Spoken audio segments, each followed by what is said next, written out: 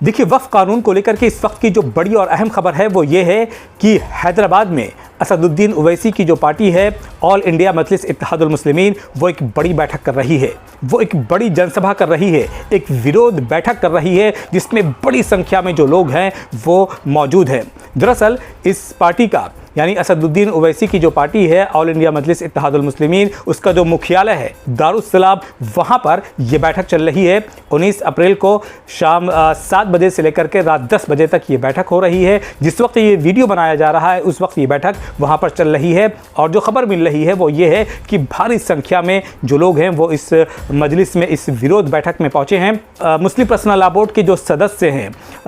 चाहे वो तेलंगाना के हों या आंध्र प्रदेश के हों, वो भी जो है इस बैठक में पहुंचे हैं। और इस बैठक का जो मुख्य उद्देश्य है, इस बैठक का जो मेन मकसद है वो ये है कि वक्फ कानून को लेकर के, जो नया वक्फ कानून मोदी सरकार ने, बीजेपी सरकार ने बनाया है या एनडीए सरकार ने बनाया है, इसको लेकर के, इस नए कानून को लेकर के सही बातें लोगों तक पहुंचाई जाए, सही जो चीज़ें हैं वो लोगों तक पहुंचाई जाए कि किस तरीके से ये कानून जो है मुसलमानों के ख़िलाफ़ लाया गया है, किस तरीके से ये कानून जो है ये वक्फ बोर्ड को कमज़ोर करता है, किस तरीके से इस कानून को ला करके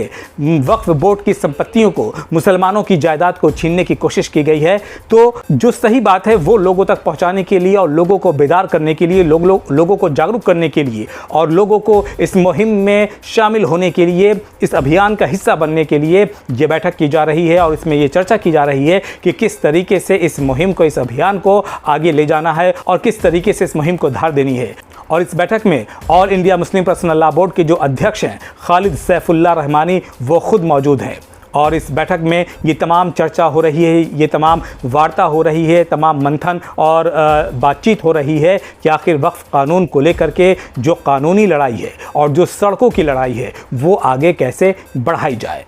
और देखिए, दूसरी जो सबसे बड़ी और अहम खबर निकलकर सामने आ रही है वो ये है कि आपको पता है कि सुप्रीम कोर्ट ने वक्फ कानून को लेकर के जो रुख अपनाया है, उस रुख से बीजेपी, एनडीए के जो नेता हैं, जो कार्यकर्ता हैं, वो तिलमिलाने हुए हैं। वो इतने ज़्यादा बौखला गए हैं कि अब उस बौखलाहट में वो क्या बोल रहे हैं और क्या बयान दे रहे हैं उन्हें खुद समझ में नहीं आ रहा है। अब उनके निशाने पर सुप्रीम कोर्ट आ गया है और सुप्रीम कोर्ट को लेकर के किस तरीके की बयानबाजियां हो रही हैं वो काफ़ी अफसोसनाक है और काफ़ी चिंताजनक बात है।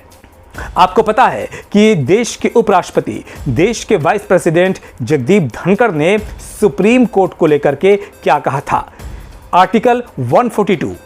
अनुच्छेद 142 का जिक्र करते हुए कहा था कि ये आर्टिकल 142, ये अनुच्छेद 142 सुप्रीम कोर्ट को न्यूक्लियर मिसाइल बना देता है, यानी उसके पावर को बहुत ज़्यादा बढ़ा देता है। ये टिप्पणी की थी देश के वाइस प्रेसिडेंट जगदीप धनखड़ ने। और ज़रा समझिए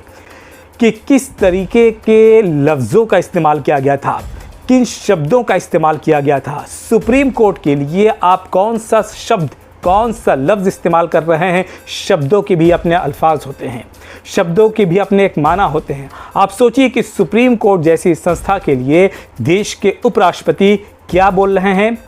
कि आर्टिकल 142 सुप्रीम कोर्ट को न्यूक्लियर मिसाइल,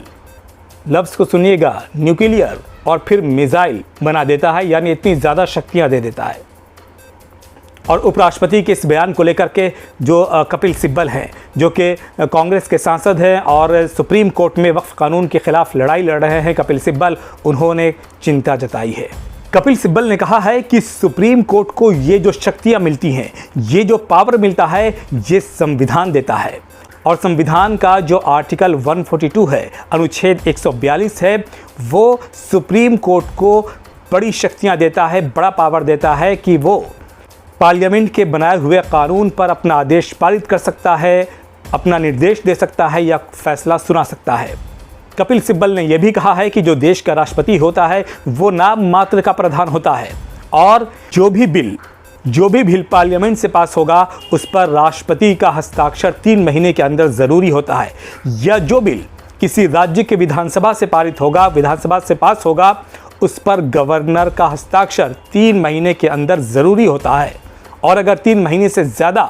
कोई गवर्नर इस बिल को रोकता है इस बिल पर साइन नहीं करता है कानून बनने के लिए, या कोई राष्ट्रपति उस बिल पर साइन नहीं करता है, तो फिर सुप्रीम कोर्ट को ये पावर है, ये हक है कि वो इस पर अपना आदेश जारी कर सकता है, वो अपना फैसला सुना सकता है। और उसी पावर का इस्तेमाल करते हुए सुप्रीम कोर्ट ने ये आदेश दिया था, ये निर्देश दिया था कि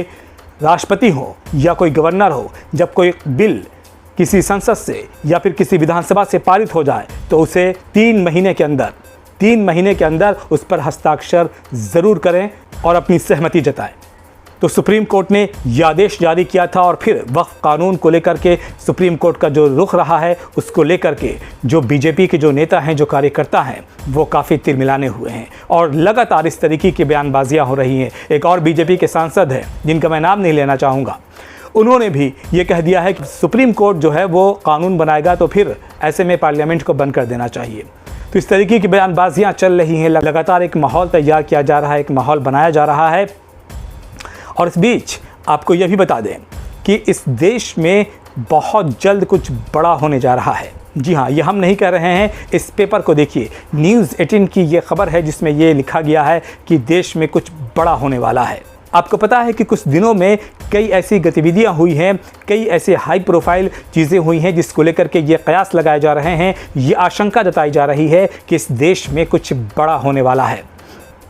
दरअसल देखिए, 19 अप्रैल को प्रधानमंत्री नरेंद्र मोदी का जम्मू कश्मीर का दौरा था, उसे भी रद्द कर दिया गया, नंबर 1। नंबर 2, प्रधानमंत्री नरेंद्र मोदी राष्ट्रपति द्रौपदी मुर्मू से अचानक मुलाकात करने के लिए पहुंच जाते हैं और ये बैठक चलती है। नंबर 3, जेपी नड्डा बीजेपी के जो राष्ट्रीय अध्यक्ष हैं, उनके घर पर एक हाई प्रोफाइल मीटिंग होती है जिसमें राजनाथ सिंह, गृह मंत्री अमित शाह और भी कई मंत्री जो हैं वो हाई प्रोफाइल बैठक थी ये, और उसमें जो मंत्री थे वो मौजूद थे